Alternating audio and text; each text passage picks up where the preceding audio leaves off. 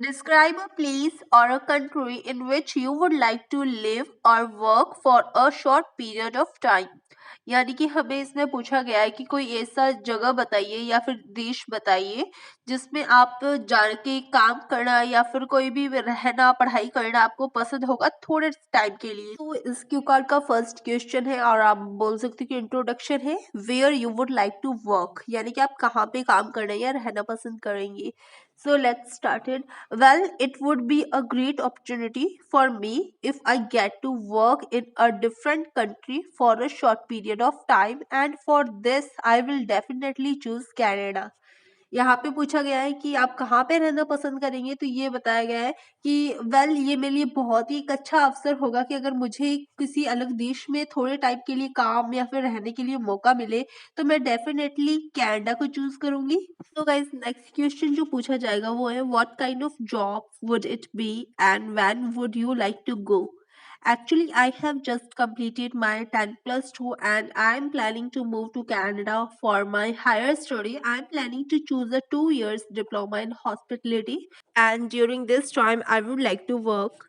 और गाइस जो third question examiner आपसे पुट करेगा इसी क्यू कार्ड का वो होगा why you want to work there, आप वहां पे काम क्यों करना चाहते हैं। तो आपको कुछ कुछ इस तरीके से आंसर देना चाहिए।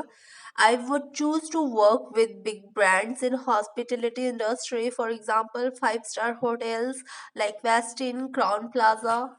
एंड यहाँ पे आपको कुछ रीजंस देने होंगे तो आप रीजन दे सकते हो like there are quite a few reasons I work along with my studies. First of all to manage my expenses, यानी कि कुछ यहाँ पे कारण है जो कि मैं काम करना पसंद करूंगी। तो सबसे पहला कारण है कि मैं अपने खर्चों को हैंडल कर सकती हूँ।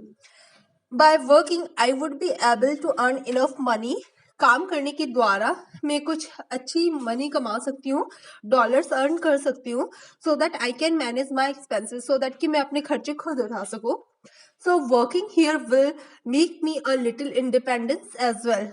सो यहाँ पे काम करने से मैं थोड़ी इंडिपेंडेंस फील करूंगी और जो आप बोल सकते हो कि पेरेंट्स पे भी बर्डन को ये कम करता है। ठीक है, ये तो हमारा फर्स्ट रीजन हो गया। और सेकंड रीजन में आप बोल सकते हो कि in addition most of the big brands like western holiday in the world of hospitality, यानी कि इसके अलावा एक और कारण है कि बड़े बड़े ब्रांड लाइक वेस्टर्न हॉलीडे जो कि इस तरह के कंपनीज में काम करने से क्या है मुझे इंटरनेशनल एक्सपोजर भी मिलेगा और मैं इस तरह के वर्किंग एटमॉस्फेयर से भी फैमिलियर हो सकूंगा। सो इसको आप इंग्लिश में ऐसे बना सकते हैं कि so I would like to work in this company so that I can get international exposure and get familiar with the international working atmosphere as well. So guys ये दो रीजन तो हो गए। अगर इससे अलावा भी हमें रीजन देना हो तो आप बोल सकते हो there is another reason why I want to work here and that is to coordinate what I will learn in the classroom with the actual practice experience, so it would be a big benefit for me। क्योंकि इसके अलावा और reason है कि यहाँ पे अगर मैं काम करूंगा तो मैं किससे कोऑर्डिनेट कर लूंगा कि जो एक्चुअल एक्सपीरियंस होगा उससे मैं फेस टू फेस होऊंगा। तो ये क्या ये एक बड़ा एक बेनिफिट होगा मुझसे कि जो जो मैंने क्लासरूम में पढ़ा है अगर हम उसका एक्सपीरियंस लेंगे तो वो मेरे लिए बहुत ही हेल्पफुल होगा। बिकॉज अब देखो यहाँ पे बेनिफिट क्यों बोला है, क्योंकि देखो यहाँ पे आप रीजन दे सकते हो बेनिफिट का भी। Because after completing my study if I would be applying for a job so I can get benefit. अगर अपनी स्टडी कंप्लीट करने के बाद मैं जॉब के लिए अप्लाई करूँ तो मुझे क्या है कि अगर मेरे पास प्रैक्टिकल एक्सपीरियंस होगा तो बहुत जल्दी सिलेक्शन होने के चांसेस हैं।